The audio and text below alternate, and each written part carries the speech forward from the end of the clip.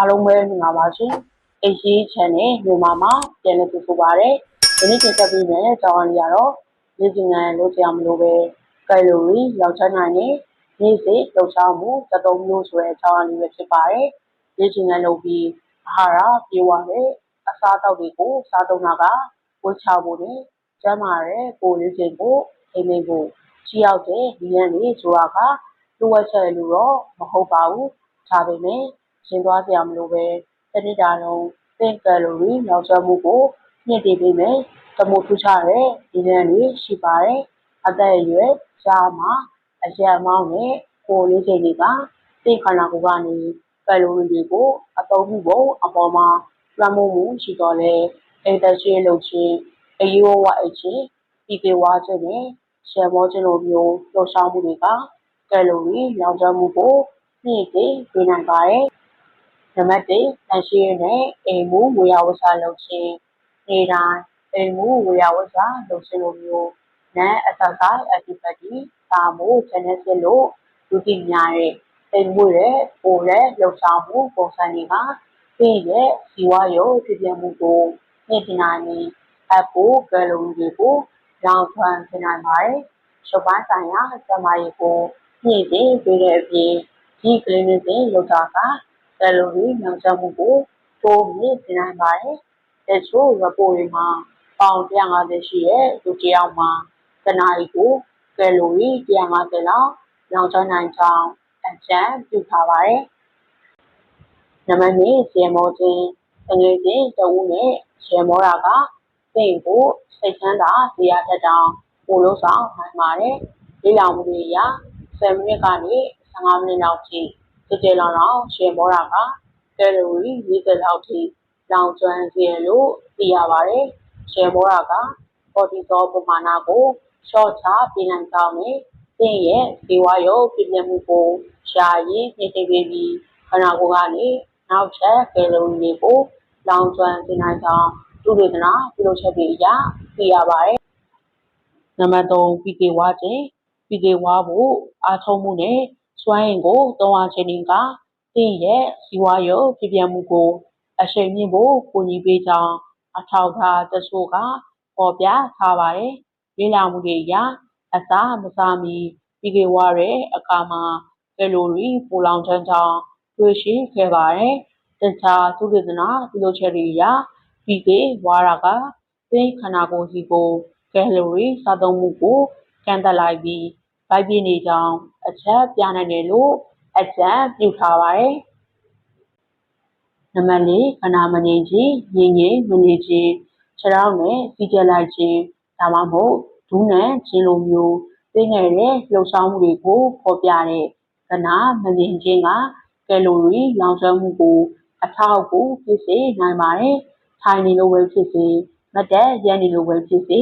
သင်ရဲ့အစိမ်းပိုင်းတစ်ခုဒါမှမဟုတ်အဲ့ဒီထက်ပိုပြီးတော့ကိုအဆက်မပြတ်လှုပ်ရှားနေမှဆိုရင်ကယ်လိုရီတွေကိုပိုလောင်ကျွမ်းသွားစေနိုင်ပါတယ်။တစ်နေ့တာလုံးငြိမ်ငြိမ်မနေတာကထိုင်နေတာထက်ကယ်လိုရီ10ဆပိုလောင်ကျွမ်းစေနိုင်ကြောင်းလေ့လာမှုတချို့ကနေတွေ့ရှိခဲ့ပါတယ်။တချို့သူတွေမှာဆိုရင်တစ်နေ့ကိုကယ်လိုရီ350ပိုလောင်ကျွမ်းစေနိုင်ပါတယ်။နံပါတ်5ခန္ဓာကိုယ်အပူချိန်ကိုလျှော့ချခြင်းသင်ရဲ့ခန္ဓာကိုယ်ကပင်မအပူချိန်ကိုသဘာဝအတိုင်းထိန်းသိမ်းထားပါတယ်။ပိုအေးတဲ့ပတ်ဝန်းကျင်နဲ့ထိတွေ့ရတဲ့အခါမှာရွေးထွေးစေဖို့အတွက်ပိုကြိုးစားရပါတယ်။တချို့လေ့လာမှုတွေမှာအပိုစွမ်းအင်ကိုသုံးစွဲရတဲ့အတွက်ကြောင့်အလုံးစုံသောကယ်လိုရီလောင်ကျွမ်းမှုကိုပိုမြင့်မားစေနိုင်ကြောင်းပြသထားပါတယ်။ပိုအပူချိန်လျှော့ချခြင်းနဲ့ကယ်လိုရီလောင်ကျွမ်းခြင်းကြားဆက်စပ်မှုကိုသိရှိဖို့နောက်ထပ်သုတေသနတွေပြုလုပ်ဖို့လိုအပ်ပါသေးတယ်။နံပါတ်6ရေတောက်ခြင်းကဇီဝကမ္မဖြစ်စဉ်ကိုယာယီမြင့်တင်ပေးနိုင်ပါတယ်။ဒါပေမဲ့ရေတောက်ခြင်းကအပိုစွမ်းအင်ကိုပိုသုံးစွဲရပြီးဒီအကျိုးကျေးဇူးတွေကိုပိုမြင့်မားလာစေနိုင်ကြောင်းသုတေသနပြုလုပ်ချက်တွေအရဖော်ပြထားပါတယ်။နံပါတ်9ဈေးဝယ်ထွက်ခြင်းတခါတလေမှာလက်လီရောင်းချမှုကကယ်လိုရီလောင်ကျွမ်းမှုကိုတိုးမြင့်လာစေဖို့အတွက် အထောက်အကူဖြစ်စေတဲ့နည်းလမ်းတစ်ခုလည်းဖြစ်ပါတယ်။တစ်နေ့ကိုခြေလမ်း8000ကနေ1000လောက်ထိရှောက်ဖို့သတ်မှတ်ထားတဲ့လို့ကျွမ်းကျင်သူတွေကအကြံပြုထားပါတယ်။ဈေးဝယ်ထွက်ခြင်းဒါမှမဟုတ်ပြေးခြင်းလိုမျိုးလှုပ်ရှားမှုတွေကနေ့စဉ်ရှောင်လန်းရမယ်ခြေလမ်းအရေးအတွက်ကိုရရှိစေနိုင်တာကြောင့်ခန့်မှန်းချက်အရတစ်နာရီကိုကယ်လိုရီ180လောက်ထိလောင်ကျွမ်းစေနိုင်ပါတယ်။နံပါတ်၈လိပ်ဆက်ဆန်ခြင်းအရေးအတွက်အတိအကျကကြာခြင်းအင်တာစတီခန္ဓာကိုယ်ဖွဲ့စည်းမှုအသက်အရွယ်နဲ့တခြားအရာတွေပေါ်မူတည်ပြီးပွဲပြနိုင်တော့လေလေ့လာမှုတစ်ခုအရာလိန်ကွဲစုံတွဲတွဲမှာအမျိုးသားတွေအတွက်10မိနစ်ကို4ကယ်လိုရီနဲ့အမျိုးသမီးတွေအတွက်10မိနစ်ကို3ကယ်လိုရီလောက်လောင်ကျွမ်းသွားကြောင်းတွေ့ရှိခဲ့ပါတယ်။နံပါတ်9ဗီဒီယိုဂိမ်းကစားခြင်းကောက်ခုတ်ခြင်းနဲ့အားကစားလှုပ်ရှားလိုမျိုးကိုယ်ကာယလှုပ်ရှားမှုတွေပါဝင်တဲ့တက်ကြလှုပ်ရှားရတဲ့ဗီဒီယိုဂိမ်းတွေဟာလမ်းလျှောက်ခြင်းဖုံချော်ခြင်းရွပြေးခြင်းလိုမျိုးပေါ်ပါလုပ်ရတဲ့လေ့ကျင့်ခန်းတွေလိုမျိုးကယ်လိုရီလောင်ကျွမ်းမှုကိုပေးစွမ်းနိုင်ပါတယ်။ဒီဗီဒီယိုဂိမ်းတွေဟာနေ့တိုင်း energy ကိုပိုသုံးဆွဲရပြီးအထူးသဖြင့်ကလေးတွေအတွက်ကိုယ်လက်လှုပ်ရှားမှုကိုမြင့်တင်ဖို့အထောက်အကူဖြစ်စေတဲ့ကရိယာတစ်ခုဖြစ်နိုင်ပါတယ်။ရုပ်ပိုင်းဆိုင်ရာလှုပ်ရှားမှုမရှိတဲ့ထိုင်ပြီးကစားရတဲ့ဗီဒီယိုဂိမ်းတွေဟာကယ်လိုရီလောင်ကျွမ်းစေမယ်အကျိုးသက်ရောက်မှုရရှိမှာမဟုတ်ကြောင်းသတိပြုရပါမယ်။နံပါတ်10ဥယျာဉ်စိုက်ပျိုးခြင်းဥယျာဉ်စိုက်ပျိုးခြင်းမှာအမျိုးမျိုးသောခန္ဓာကိုယ်လှုပ်ရှားမှုတွေက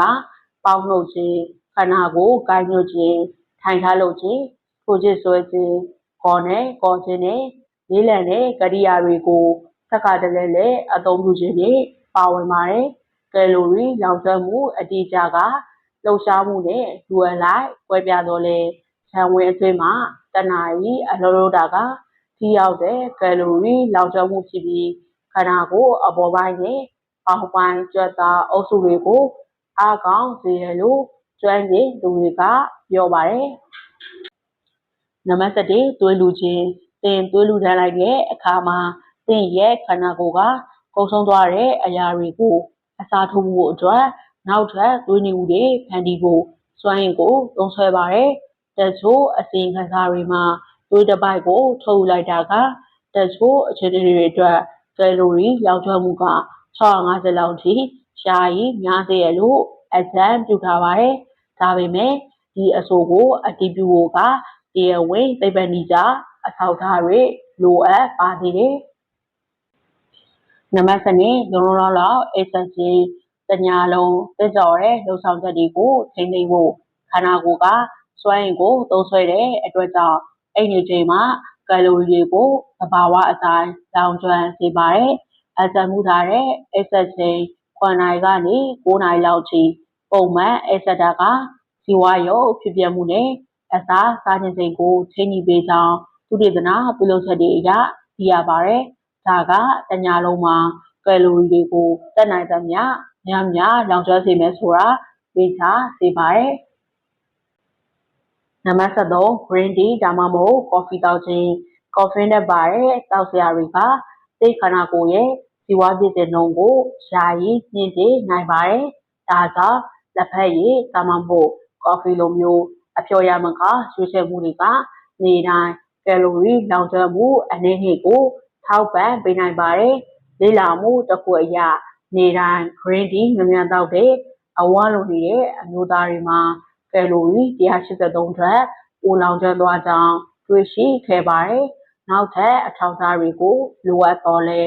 လက်ဖက်ရည်နဲ့ကော်ဖီလိုမျိုးအဖျော်ရှာမကာတွေမှာအပိုစွမ်းရည်သုံးဆွဲမှုကိုမြင့်တင်ပေးနိုင်တဲ့အန်တီအောက်ဆီဒန့်တွေပါဝင်ပြီးကယ်လိုရီလောင်ကျွမ်းမှုပိုတိုးလာစေဖို့ကူညီပေးကြောင်းလေ့လာမှုတွေအရဖော်ပြထားပါတယ်။ဒီစီစဉ်လေးကိုဒီလောက်နဲ့ရန်နာပြစီရှင် HG Channel မြန်မာမှာကျမရေးဆိုင်ရာဘဝတုဒ္ဒတွေအိမ်တွင်ကုသနေတဲ့ဆောင်ရန်ရှောင်းရန်အချက်တွေကိုတင်ဆက်ပေးသွားမှာဖြစ်လို့စောင့်မျှော်ကြည့်ရှုကြဖို့ဖိတ်ခေါ်ရင်နှုတ်ဆက်လိုက်ပါရရှင်ကျမရေးနဲ့ပတ်သက်တဲ့အသိပညာဘဝတုဒ္ဒတွေကိုမသိရသူမရှိရလေအောင်ပြန်လဲမျှဝေပေးပါအောင်ရှင် အားလုံးကိုကျေးဇူးတင်ပါတယ်ရှင်။